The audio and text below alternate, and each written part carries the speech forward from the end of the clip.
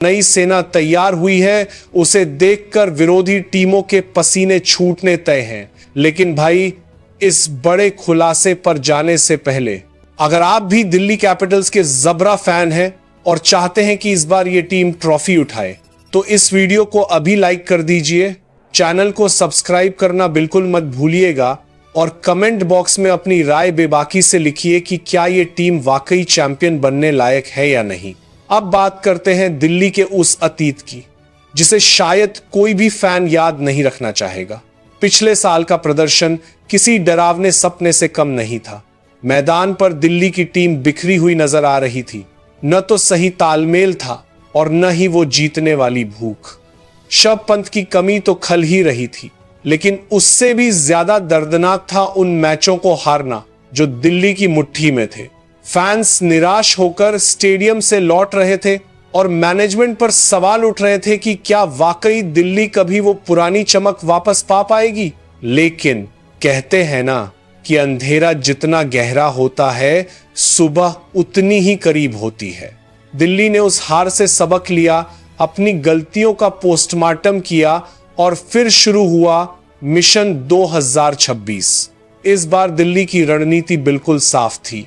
Management ने तय कर लिया था कि उन्हें सिर्फ बड़े नाम नहीं, बल्कि ऐसे लड़ाके चाहिए जो आखिरी गेंद तक हार न माने। ऑक्शन टेबल पर दिल्ली ने बहुत ही समझदारी से अपनी बिसात बिछाई। उन्होंने डेविड मिलर को मात्र 2 करोड़ में अपनी टीम में शामिल करके फिनिशिंग की समस्या को जड़ से खत्म कर दिया।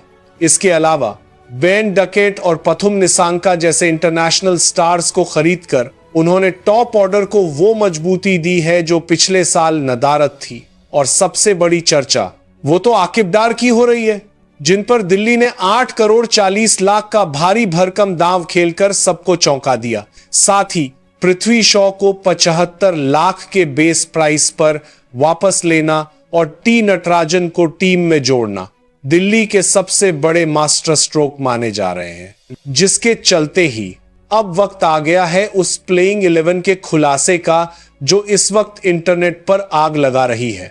ओपनिंग की जिम्मेदारी संभालेंगे केएल राहुल और बेन डकेट। वेल दोस्तों, राहुल पहले भी इसी टीम का हिस्सा थे, लेकिन इस बार वो कप्तानी के दबाव से पूरी तरह मुक्त होकर एक खूंखार ओपनर के तौर पर नजर आएंगे। पिछले साल राहुल के बल्ले से 450 से ज्यादा रन निकले थे, लेकिन उनका स्ट्राइक रेट चर्चा का विषय था।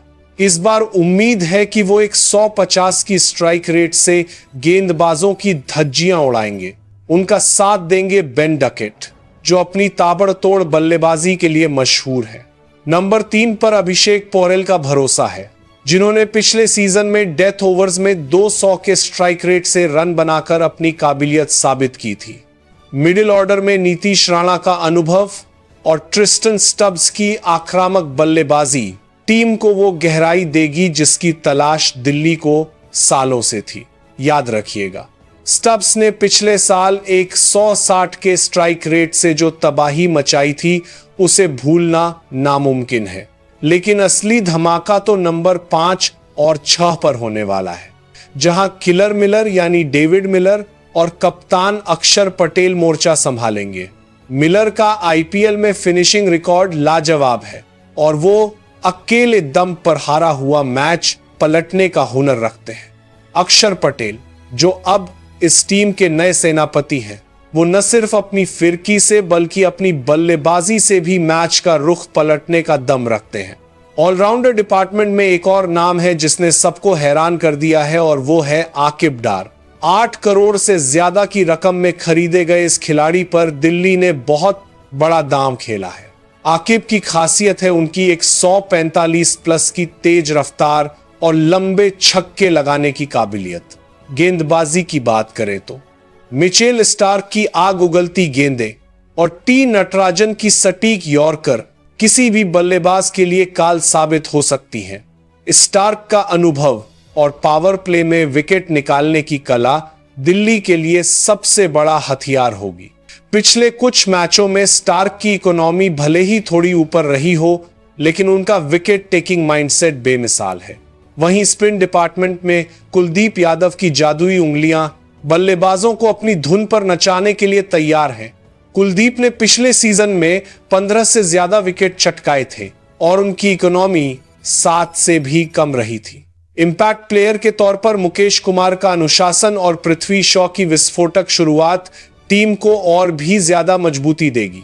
तो दोस्तों, यह है दिल्ली की वो मुकम्मल टीम जो 2026 में इतिहास रचने के इरादे से उतरेगी। अब देखना यह है कि क्या अक्षर की कप्तानी और राहुल का नया अंदाज दिल्ली के सूने पड़े कैबिनेट में आईपीएल की ट्रॉफी ला पाएगा। आप अपनी राय कमेंट्स में जरूर दें। मैं हूं आपके साथ शुभंकर मिश्रा। मिलते हैं अगली बड़ी अपडेट के साथ। जय हिंद।